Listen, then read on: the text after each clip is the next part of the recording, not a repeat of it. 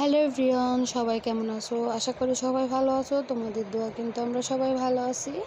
আর এই তো দুপুরবেলা বাগানে চলে আসছি কিছু সবজি নেওয়ার জন্য। বাগান থেকে আজকে দুপুরে সবজি দিয়ে রান্না করব বাগানের। আর এই তো দেখো সুন্দর সুন্দর কচু শাকগুলো হয়ে আছে। অনেকদিন পর ভাবতেছি কচু শাক রান্না করা যাক একটু। একটা পেঁপে নিয়ে নিলাম, আর এই তো কিছু কাঁচামরিচ ছিঁড়ে নিলাম গাছ থেকে। প্রায় কাঁচামরিচ কিন্তু শেষ গাছের, যে কয়টা ছিল সেই কয়টাই উঠায় নিলাম। এক এক করে সব কয়টা উঠায় নিব। কচু শাক রান্না করতে কিন্তু লাগবে, কাঁচামরিচগুলো অনেক ঝাল হয়। এদিকে টপে কিছু ধনিয়া পাতা হয়েছিল, তাই টপ থেকে কিছু ধনিয়া পাতাও নিয়ে নিলাম। এরকম সবজি, বাগানের সবজি দিয়ে কিন্তু রান্না করতে অনেক ভালো লাগে। আর এই তো দেখো সবুজ সবুজ সবজি ভালোই লাগে আমার কাছে। আর আমাদের অল্প কিছু সবজি হয়েছে। কচু শাকগুলো মাশাআল্লাহ অনেক কচি। এই কচু শাক দিয়ে আজকে কচু শাক রান্না করে খাবো।